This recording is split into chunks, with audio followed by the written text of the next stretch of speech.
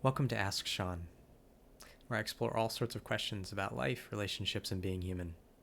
I'm Sean Slevin, a licensed professional counselor and a licensed marriage and family therapist. And if you have an anonymous question that you'd like to send me, you can go to www.asksean.org. So this video is another interview segment from a recent interview. And I'm exploring kind of this idea of just the importance of making time for one another in a couple relationship, but also kind of going a bit deeper than just the logistics of making time to the ways that we have to open our hearts to one another and open ourselves up to the reality that there is always going to be more to our partner than we think. So in terms of thinking about the importance, or even like, is it, kind of could even get into like the necessity of making time for one another in a couple relationship. And I do think it's important. I think it is necessary. I think especially as a relationship develops, as it ages, I guess, I don't necessarily mean even old age, but just as life happens, as careers advance, especially as kids come along,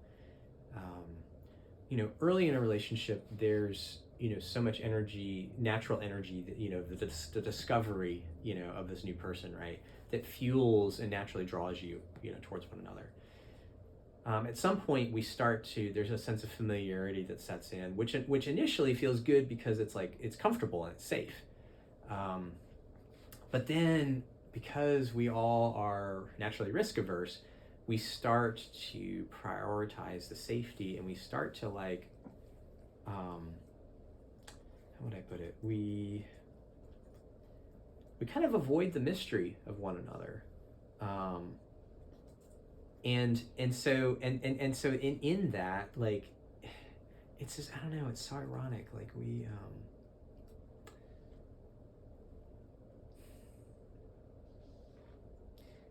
because actually, as I think about it, this can manifest in a number of different ways. So it can manifest in like a not making time for one another, which is kind of what, sort of the original question we're exploring here.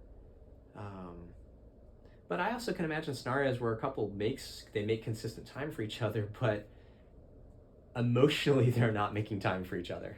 So it's like they're doing the structural piece, which is good and is a necessary start, but they're so afraid of shaking the boat or rocking the boat, shaking the snow globe, whatever, mixing my metaphors, that in a sense they're not really showing up. So I think in that regard, what I guess I would get at here is that couples need to make time for each other, but it's not just structurally making time. It's like, it's making time and intentionality to risk discovering something new about one another.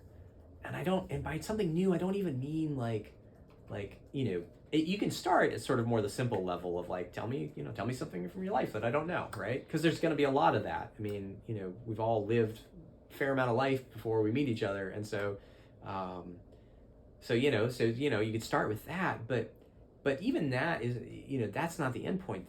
What we're aiming for is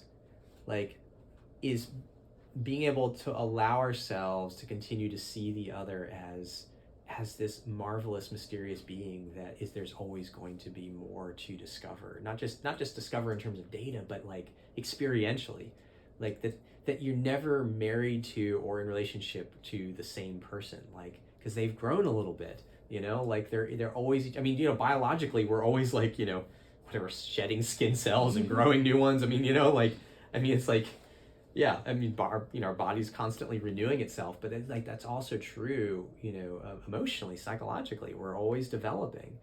And so like, who is this person in front of me today? Like, who are they? Like, and to allow myself to like encounter them as a familiar stranger, if you will, like, that I've woken up next to, like, this person that maybe I've been married to for decades, perhaps, and yet like to allow them to be a mystery to me. So I think yes, setting aside time is really important, because it's so easy for life to crowd out a relationship, right? And so I think that you have to, as you get out of that initial like sort of pull towards each other phase, you know, the initial sort of fantasy attraction stuff, yeah, you do have to be really intentional to work with the relationship, but it's not enough just to set aside time. It's like we need to set aside time, and I need to prepare my heart to to be surprised, and to surprise the other. You know, like I need to show up both in terms of like open-hearted to them to like discover about them, but open-hearted to them in terms of letting them discover something about me. How am I really doing? How's my heart today? What's something I haven't told anyone before, you know, or that I haven't shared with them, you know, like so. So I think that the combination of those is what is really what is, you know, kind of stokes the hearth fires, you know, of a relationship, you know, in so many ways.